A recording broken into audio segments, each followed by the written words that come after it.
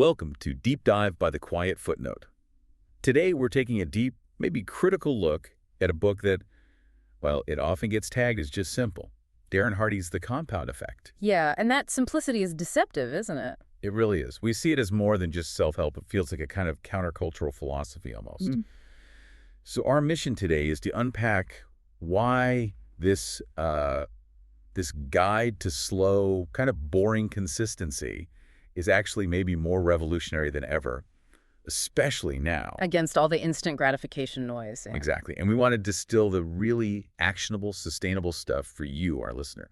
It's important because Hardy, he was the publisher of Success magazine for years. He wasn't trying to sell a quick fix. Yeah. He actually wrote this book as a kind of rebellion, a pushback against what he called the microwave mindset. Right. That need for everything now. That craving for instant results. He saw everyone looking for what he called the shortcut myth. This idea that success is just going to happen overnight, like a viral hit or something. Yeah, lightning in a bottle. But he totally flips that. He does. He poses this fundamental question. What if real lasting success isn't about one huge dramatic action? What if it's actually about doing a few small things right, but doing them consistently? Yeah. Over a long time. Exactly. And he argues the compound effect isn't just a nice idea. It's like a law, an objective formula. Like gravity. Pretty much. Yeah. It governs results everywhere. Money, health, relationships, you name it. The formula is simple. Small, smart choices plus consistency plus time. That equals a radical difference. Okay. But here's the kicker. The law doesn't care if you mean well. It only cares about what you actually do. Ouch. So intentions don't count. Not for the compound effect. You're always compounding something. It could be debt, could be calories, could be knowledge.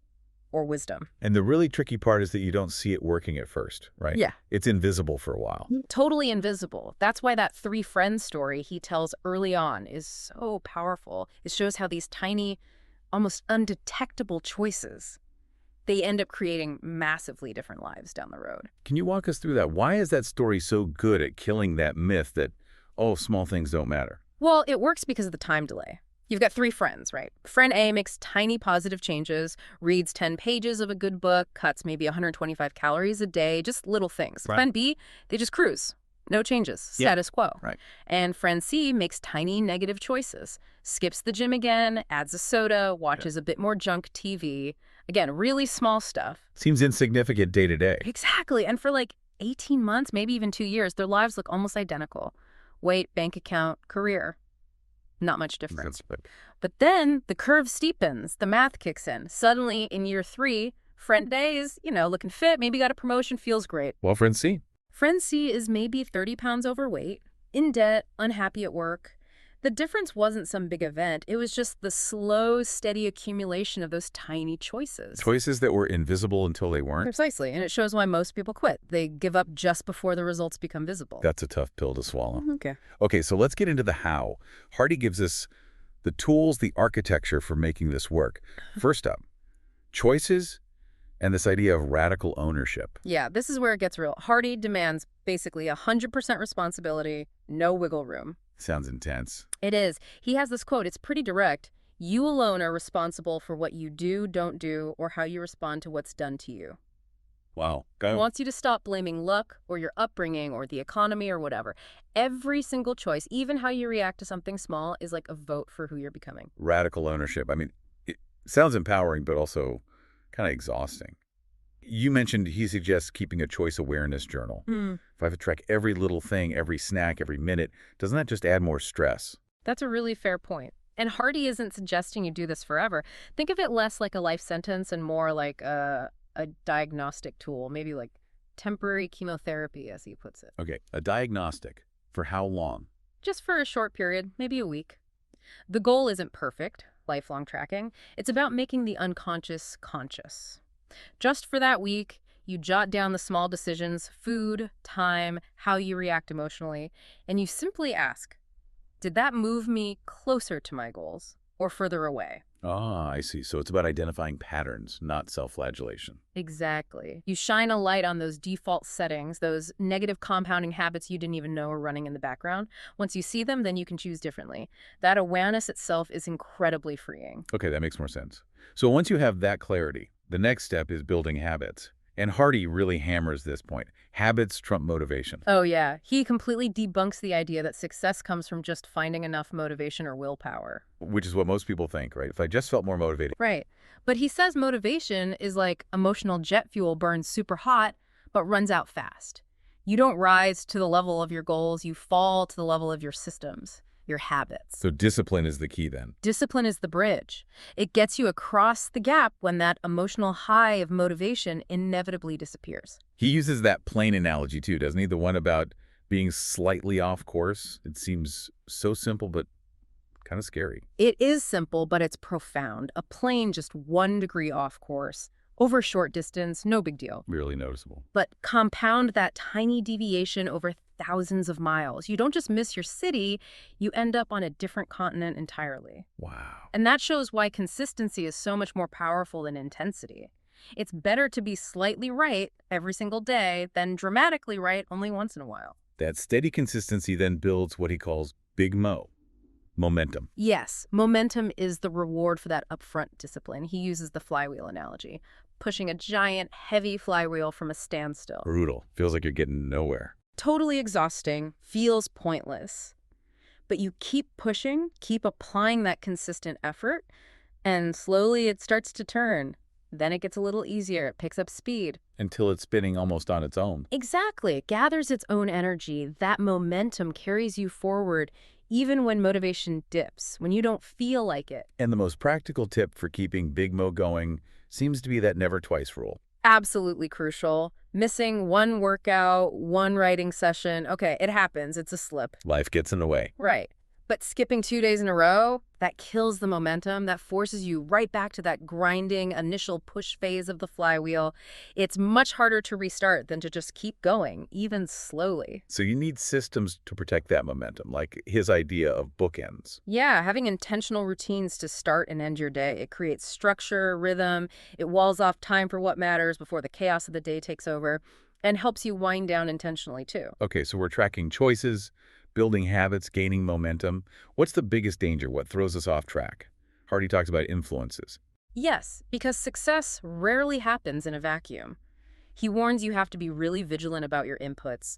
He flat out says the idea that willpower alone is enough is a myth. Really? We always hear about willpower. He argues your environment shapes your behavior way more powerfully than your willpower ever could. He identifies 3 main types of influences. Which are? What you feed your mind, your media diet, basically. Then the people you hang around with. And finally, your physical surroundings. And this is where that famous quote comes in, isn't it? Yeah. You are the average of the 5 people you spend the most time with. That's the one. And think about how much more intense that is now.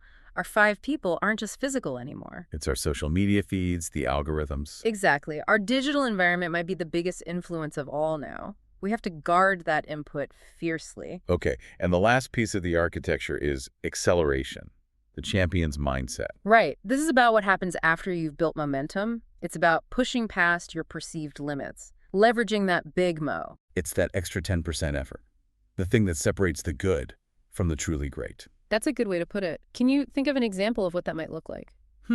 Maybe like, okay, a runner finishes their planned 5K but feels okay, so they push themselves to do an extra half kilometer. Or maybe a writer hits their word count but keeps going for another 15 minutes because they're in the flow. Perfect examples. It's doing a little bit more when you've already met the standard. It's using the momentum instead of just coasting. Hardy's quote here is key. When you hit the wall of your limits, that's when growth begins. Growth happens after comfort ends. Exactly. It requires friction. Which ties into his other point for this section. Start ugly, stay steady. Don't wait for perfection. Perfectionism kills momentum before you even start. Okay, that makes a lot of sense. Let's pivot slightly. This book came out a while ago, before the absolute peak of, social media saturation and the AI explosion. Why does it feel so incredibly relevant, almost more urgent right now? Because our world is practically engineered against the compound effect now. We live in what you called a dopamine-drunk world. Everything pushes instant validation, quick hits, novelty. Yeah, the algorithm rewards the flashiest, not necessarily the steadiest. Exactly. So Hardy's core message, turn off the noise, outlast the chaos. It makes slow, boring consistency the ultimate competitive advantage. It's almost rebellious, like you said. And what about AI? AI is all about acceleration, speed, shortcuts. Does that make Hardy obsolete? I think it makes them more relevant. AI can accelerate tasks, yes, it offers incredible speed. But Hardy's philosophy whispers that depth ultimately beats speed. How so? AI can't replicate disciplined human habits like deep learning, genuine creativity, emotional resilience, building strong relationships. Those things require time and consistent effort they compound. If we just rely on AI for speed, we risk becoming shallow, compounding our knowledge, our skills, our well-being. That's how we stay relevant and, frankly, human in an AI age. So we need to adapt his practices for today. Like Yeah. tracking, you mentioned using it for clarity, not pressure. Right. Don't get obsessed with vanity metrics like likes or followers or even just the number on the scale sometimes. Track your inputs. Track the things you control. Like time spent creating versus consuming. Perfect example. Huh? Or tracking how many pages you read or how many minutes you meditated. Track the actions, not just the lagging results. That gives you real agency. And the influence on it that needs a serious digital upgrade, doesn't it? Absolutely. Hardy's advice about your 5 people is almost prophetic for the age of the algorithm.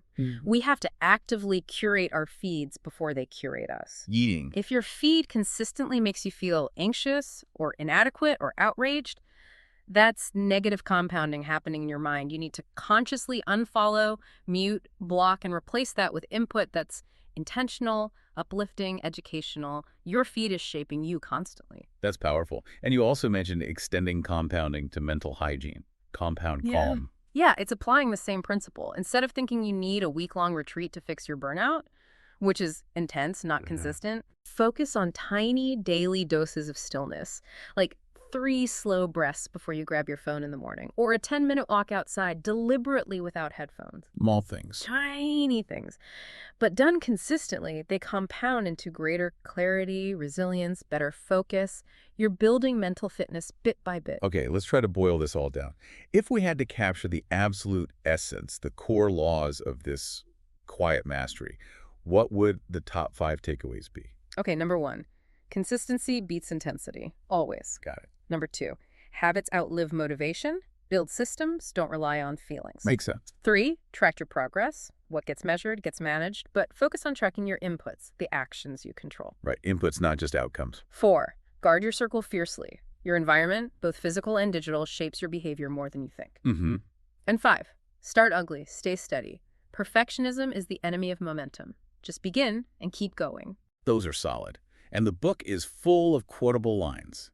Let's quickly hit 5 powerful ones and see how they land today. First, small, seemingly insignificant steps completed consistently over time will create a radical difference. That's the core formula, isn't it? And today, it's the perfect antidote to chasing viral fame. Real success is usually built in the moments nobody sees. Okay, number 2. You'll never change your life until you change something you do daily. Yeah, change isn't a lightning strike. It's a slow, steady process of redirecting your daily habits. It's evolution, not revolution, usually. 3. You alone are responsible for what you do. And the rest of that quote about radical ownership. In our age of constant external noise and blame, taking full ownership might be the ultimate act of personal freedom. Sovereignty starts where blame stops. Deep. Okay, 4. You are the combined average of the 5 people you spend the most time with. Audit your algorithm. Seriously. Your digital feed is arguably your most powerful daily influence now. It's shaping your thoughts, your moods, your ambitions. Choose wisely. And finally, number 5. When you hit the wall of your limits, that's when growth begins. Resistance creates strength. Growth needs friction. But our modern world is increasingly designed for comfort and convenience, trying to eliminate all friction. We have to seek out healthy challenges.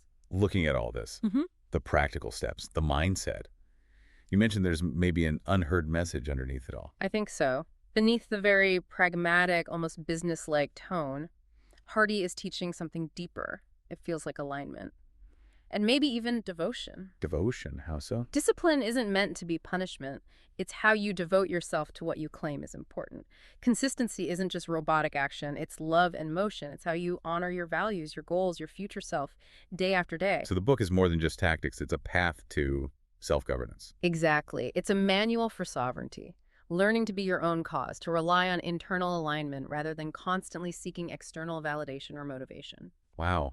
Okay, so for someone listening right now, feeling inspired but maybe a bit overwhelmed, How do they actually start putting this into practice today? First, shrink the starting line massively. We always overestimate what we can do in a day and underestimate what consistent effort can achieve over years. So don't aim for the marathon right away. No, don't try to read the whole book tonight. Read 2 pages. Don't commit to an hour of meditation. Commit to 60 seconds of just sitting quietly. Make the first step ridiculously easy, almost impossible not to do. Build that initial momentum gently. Yes. And then embrace the never twice rule. You will slip up. You'll miss a day. It's fine. Don't beat yourself up. No. Consistency isn't about being perfect. It's about not staying down. Missed Monday? Okay, fine. Just make damn sure you get back on track Tuesday. Never let one missed day become 2. What else? Build rituals, not just routines. This adds a layer of meaning. A routine can feel like drudgery. A ritual has intention. Maybe you don't just get up early. You name it your hour of power or your creative sanctuary. You don't just tidy up before bed. You practice a gratitude wind down. Infusing small acts with intention keeps them meaningful and prevents burnout. I like that. Rituals, not routines. And finally, design your environment for success. Make the good habits easy and the bad habits hard. Practical examples. Put your running shoes right by the door. Put the book you want to read on your pillow, not your phone. Keep the junk food out of the house, or at least hidden away.